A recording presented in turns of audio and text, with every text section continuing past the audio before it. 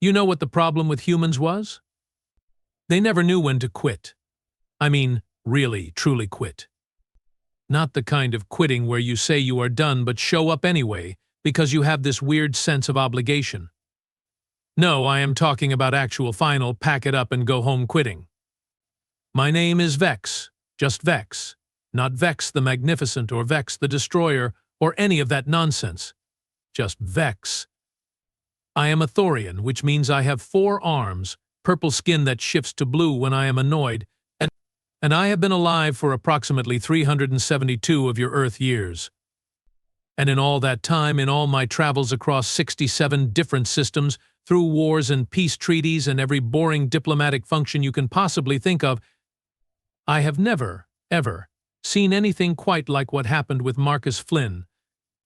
Let me set the scene for you, because this is important. This was the year 2847 by human counting. The galaxy was run by something called the Consortium. Fancy name, right?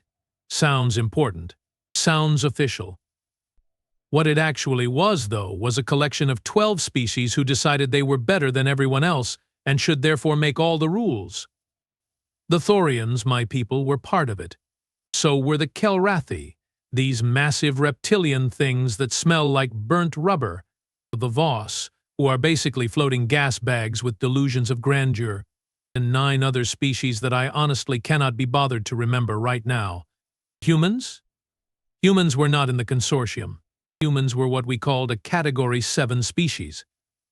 That is bureaucratic speak for, and I quote, emerging technological civilization with aggressive tendencies and insufficient development for integration. Translation? Too violent, too unpredictable, too much of a headache to deal with properly. So we did what the Consortium always does with Category 7 species. We put them in a box. Not a literal box, mind you. We are not monsters. We just restricted their space travel to their own solar system, monitored their communications, and generally made sure they stayed in their corner of the galaxy until they learned to play nice. Except humans, being humans, did not like their box very much. There were incidents. Oh boy, were there incidents. In 2791, a human ship somehow bypassed our blockade and made it all the way to the Kelrathi homeworld. They crashed into a military parade. 12 dead, hundreds injured. The human pilot, a woman named Lisa Trent, survived and claimed it was an accident. Said her navigation system malfunctioned. The Kelrathi wanted her executed. We settled on lifetime imprisonment instead. Then in 2803, another human ship, this one definitely not accidental, attacked a Consortium trade vessel. They stole medical supplies, weapons, and for some bizarre reason, 17 tons of processed cheese. But the attackers were never caught, but we found messages they left behind. Things like, you cannot cage us forever, and humanity will be free, and my personal favorite, the cheese is for morale purposes. But here is the thing. Despite these incidents, despite the escaped ships and the angry speeches and the very passionate human tendency to flip us off whenever they got the chance, humanity was dying. Not metaphorically. Literally dying. The plague started on Earth in 2834.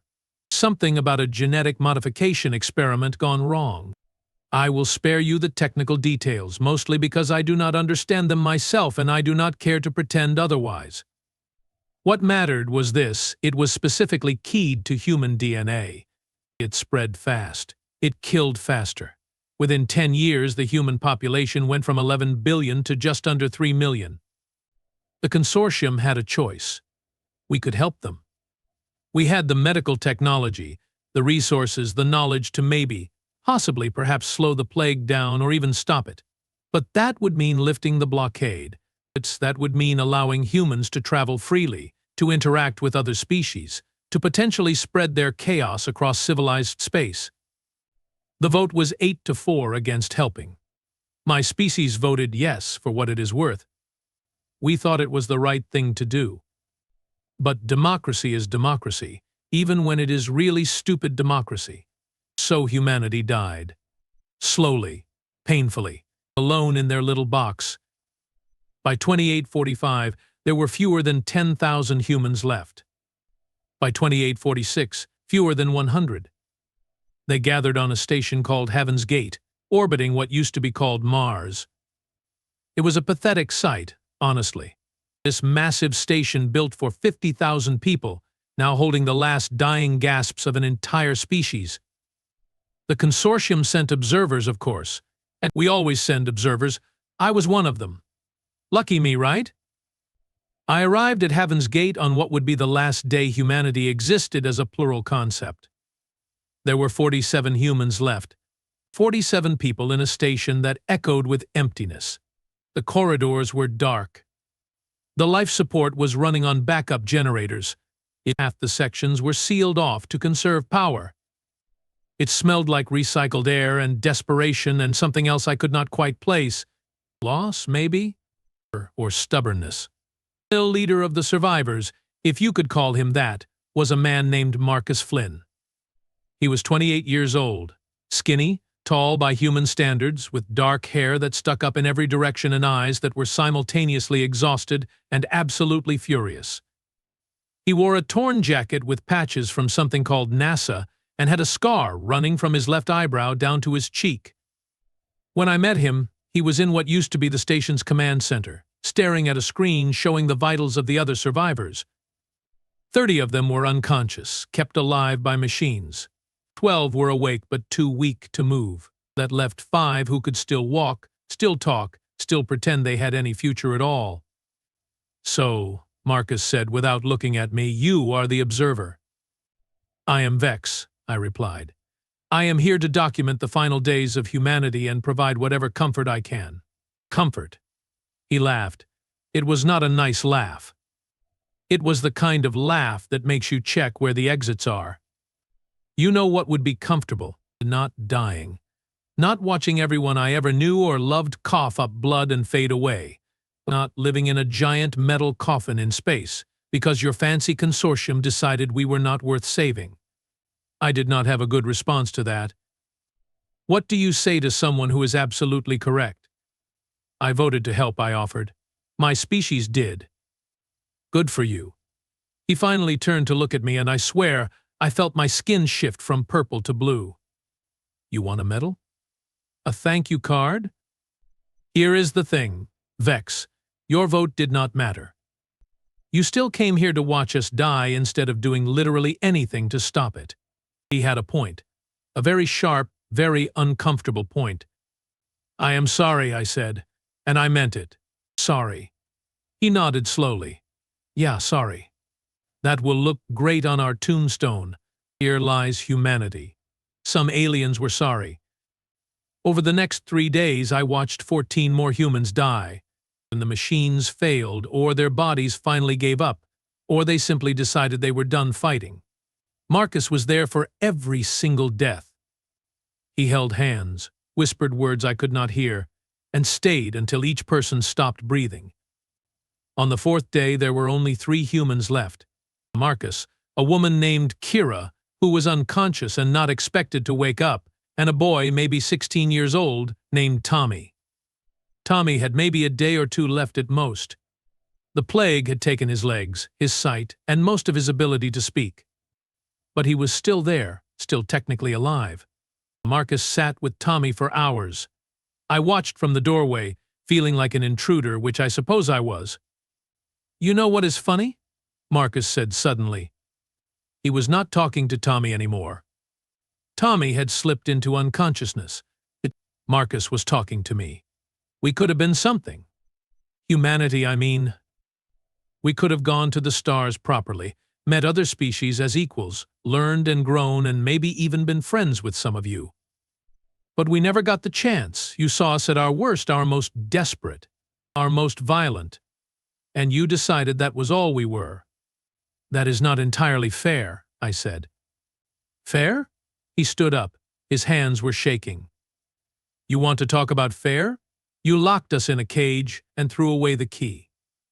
And now you are here with your 4 arms and your long life and your fancy technology, watching me like I am some kind of exhibit. As the last human in the zoo. That is not why I am here.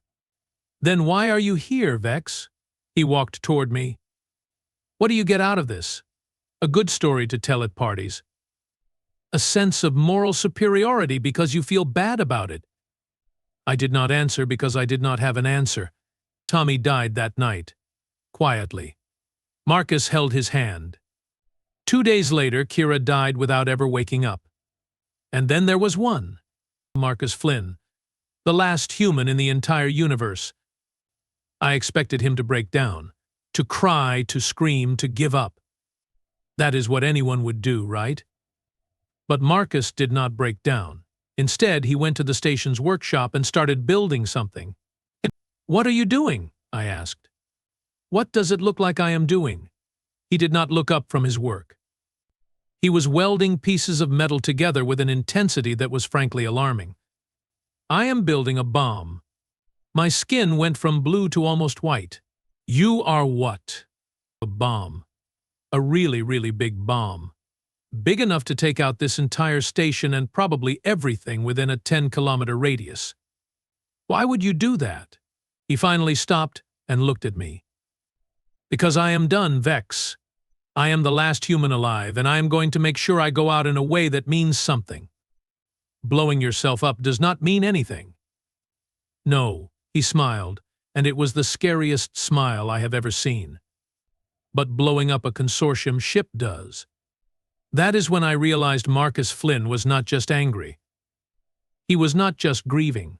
He was done playing by anyone's rules, including the ones that said you should go quietly into extinction. "The Kelrathi," he said. "They are the ones who pushed hardest to let us die, right? They wanted us gone." "Yes, but Marcus, this is not the answer. Violence will not bring your species back." "I know." He went back to his welding. "But it will make me feel better. And honestly, at this point, that is all I have got." I should have stopped him. I should have called for backup, alerted the Consortium, done literally anything to prevent what was about to happen. But here is the thing about watching an entire species die. It changes you. It makes you wonder who the real monsters are. So I did something incredibly stupid. I helped him.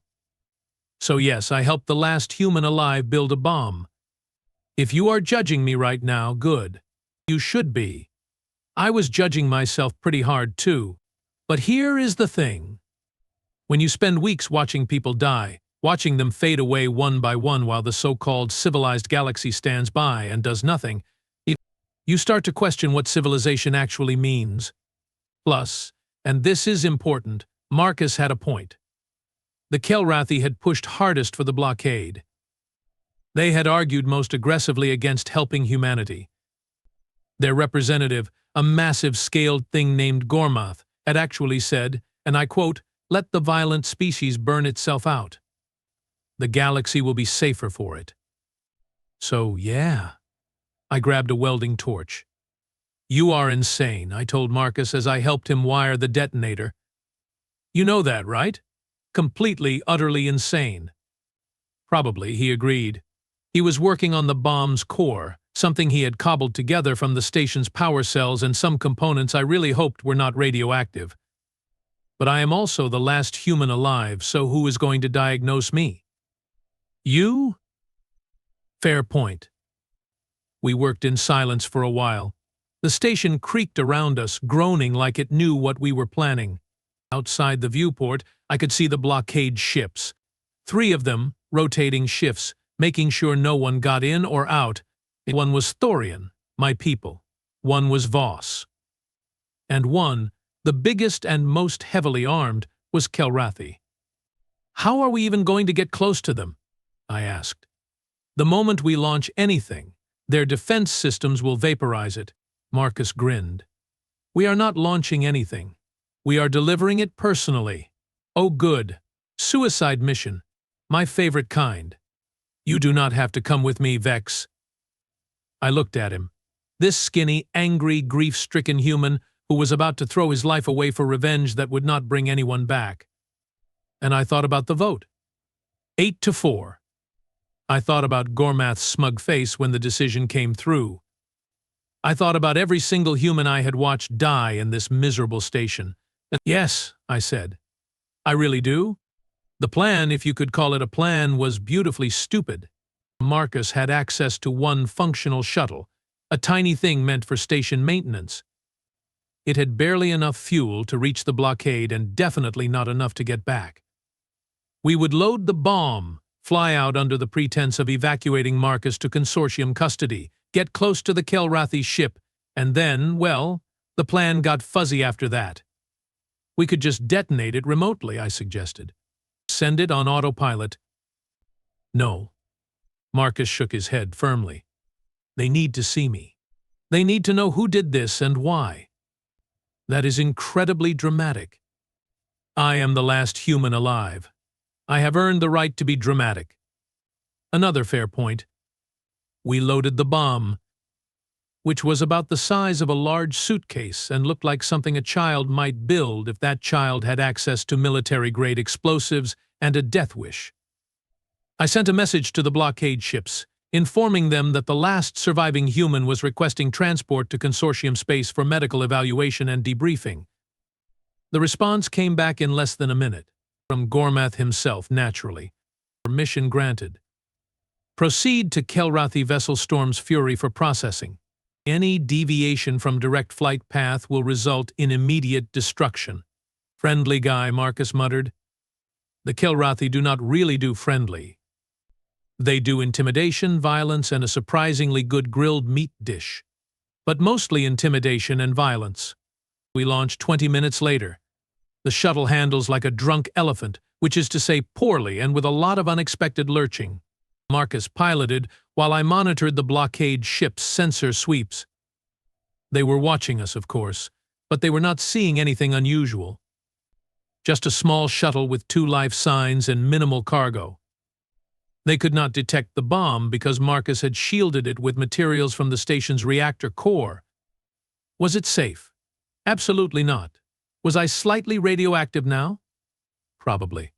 Did I care? At that point, not really. You know, I said as we approached Storm's Fury, there is still time to turn back. We could just, I do not know, fly off into space and let you die of old age somewhere peaceful. I am 28, Vex. I have maybe 3 days left before the plague finishes me off. There is no old age for me. There is no peaceful. There is just this. The Kelrathi ship grew larger in the viewport. It was massive, all sharp angles and weapon ports, painted in their traditional red and black. A ship designed for war, crewed by a species that loved war, commanded by someone who thought humans deserved to die. My communicator crackled. Shuttle, this is Storm's Fury. You are cleared for landing in Bay 7. Prepare for security scanning and full decontamination protocols. Acknowledged, I replied in my most professional voice. The voice I used when I was about to do something monumentally stupid but wanted everyone to think I had it under control. We landed. The bay doors sealed behind us. Atmosphere flooded in. And then, because the universe has a terrible sense of humor, an entire security team showed up. 12 Kelrathi soldiers, all armored, all armed, all very interested in the 2 idiots who had just delivered themselves for processing. Gormath was there too, because of course he was. He stood at the back, his scales gleaming under the bay lights, his eyes fixed on Marcus with something that looked uncomfortably close to satisfaction. The last human, Gormath said. His voice sounded like rocks grinding together. How pathetic. How fitting. Marcus said nothing. He just stared back, his hand resting on the case containing the bomb. You will be taken for medical examination, Gormath continued. Studied. Your genetic material will be preserved for scientific purposes. And then, when we have learned everything we can from you, you will be euthanized. Humanely, of course. We are not barbarians. Right, Marcus said quietly. Not barbarians. Just the species that voted to let 11 billion people die. Your species was unstable. Dangerous. The Consortium made the correct decision. Did you? Marcus looked around at the soldiers, at the ship, at Gormath. Because here is the thing about dangerous species. We do not go quietly. He opened the case. Now, I should mention that the Kelrathi are fast, scary fast. The moment they saw what was inside, 3 of them opened fire. But Marcus had planned for that. The case had a dead man's switch. The moment his hand left the trigger, the bomb would detonate. "Stop!" I shouted. Everyone just stopped. Surprisingly, they did. Gormath raised a clawed hand, and the soldiers froze. They kept their weapons trained on us, but they did not fire. "You brought a bomb onto my ship," Gormath said. He did not sound angry. He sounded almost amused. "Did you truly think this would work? Did you think we would allow you to destroy us?" "I do not need to destroy the ship," Marcus said. His voice was calm now, steady. "I just need to destroy your genetics lab." That got a reaction. Gormath's scales shifted color, rippling from red to a darker, angrier crimson. "What are you talking about?" "Your species has a problem, Gormath. A genetic bottleneck. Your population dropped to less than 10,000 about 500 years ago. Some plague, some war, does not really matter. Point is, your genetic diversity is terrible. You have been using artificial manipulation to prevent inbreeding, to keep the species viable. And all of that work, all of those genetic samples, all of those carefully preserved cells, they are stored in a lab on this ship." I stared at Marcus. "How do you know this?" "Because I spent the last 2 weeks hacking every Consortium database I could access. Turns out dying people have a lot of free time." He smiled at Gormath. "You want to know what else I learned? Your lab has minimal shielding. A bomb this size, detonated in the right location, would not just destroy the samples. It would irradiate everything, make it all completely useless." Gormath took a step forward. "You are bluffing. Try me. I have got nothing to lose. I am dead in 3 days anyway. But you, your entire species has maybe 2, 3 generations left before the inbreeding becomes too severe, before the genetic damage becomes irreversible. You need that lab. You need those samples. And I am about to turn them into radioactive dust." The bay was silent except for the hum of the ship's engines. Every Kelrathi was watching Gormath, waiting for orders. Gormath was watching Marcus, calculating, trying to figure out if this insane human was serious. He was. I could see it in Marcus's eyes. He was absolutely, 100% serious. "What do you want?"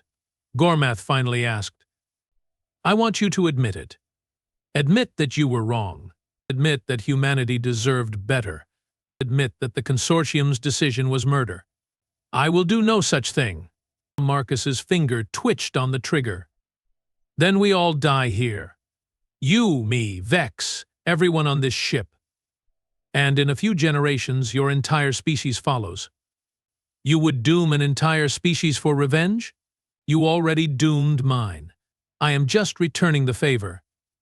I saw it then, in Gormath's eyes. Fear. Real, genuine fear. The kind of fear that comes from realizing you are not in control, that all your power and weapons and authority mean nothing against someone who has nothing left to lose. "Wait," Gormath said. Marcus waited. "If I admit what you want, if I say the words, you will disarm the device?" "No, but I will not detonate it. I will leave it here, unarmed, and Vex and I will take a shuttle and leave. You can dispose of it safely. Or not. Your choice. And if I refuse? Then I press this button, and we find out how good your medical technology is at preventing genetic collapse." Gormath was quiet for a long time. Then he spoke, and his voice was different. Smaller. Almost human, if that makes any sense. "We were wrong. The Consortium was wrong. Humanity deserved our help, and we chose cruelty over compassion. We chose politics over morality, and your species died because we were afraid of what you might become." He paused. "Is that sufficient?" "Say it louder." "Say it so everyone on this ship hears you." Gormath activated his communicator. Ship-wide broadcast. And then he repeated it, word for word, while hundreds of Kelrathi listened. Marcus held the trigger for another moment. Then, slowly, carefully, he disarmed the bomb. "Vex," he said, We are leaving now. The Kelrathi let us go. They gave us a shuttle, a fast one with enough fuel to reach neutral space. They even loaded medical supplies, though we both knew Marcus would not live long enough to use them. We flew for 3 hours in silence. Then Marcus started laughing. Not angry laughter this time. Real laughter. Real laughter. "What is funny?" I asked. "I did not doom their species," he said between laughs. "The bomb was not even powerful enough. I was bluffing." I stared at him. "You were what?" "Bluffing. I mean, yeah, it would have made a mess and probably destroyed some samples. But end their entire species? No way. I just needed Gormath to think it could. You are telling me we just pulled off the biggest bluff in galactic history? I am the last human alive, Vex. I had to go out with style." He died 2 days later quietly in his sleep. We were in neutral space, far from the Consortium, far from Earth, far from everything. I buried him in space, according to human custom. Well, what I thought was human custom.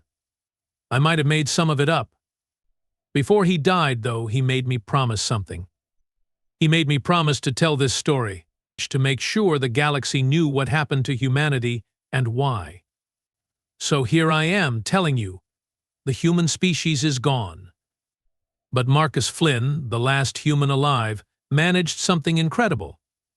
He did not just rage against the dying of the light. He made the light acknowledge that it had wronged him. A month after Marcus died, the Consortium voted again, this time on whether to change how we handle Category 7 species. The vote was unanimous. We would never again let a species die alone, too late for humanity, but not too late for the next species we met. That is worth something, I think. That is worth remembering. As for the Kelrathi, their species did not end. But something else did. Gormath was removed from his position. The Consortium's policies changed. And sometimes, late at night on various worlds, you can still hear Kelrathi talking about the human who held their entire future in his hand and chose mercy over revenge. They call him the ghost of Heaven's Gate. They tell stories about him. Cautionary tales, mostly, about what happens when you push someone too far, when you mistake desperation for weakness. Me? I just call him Marcus. The last human alive who became the first to end a species that never actually ended, but definitely learned to think twice. Humanity is gone, but their echo is going to ring through this galaxy for a very, very long time.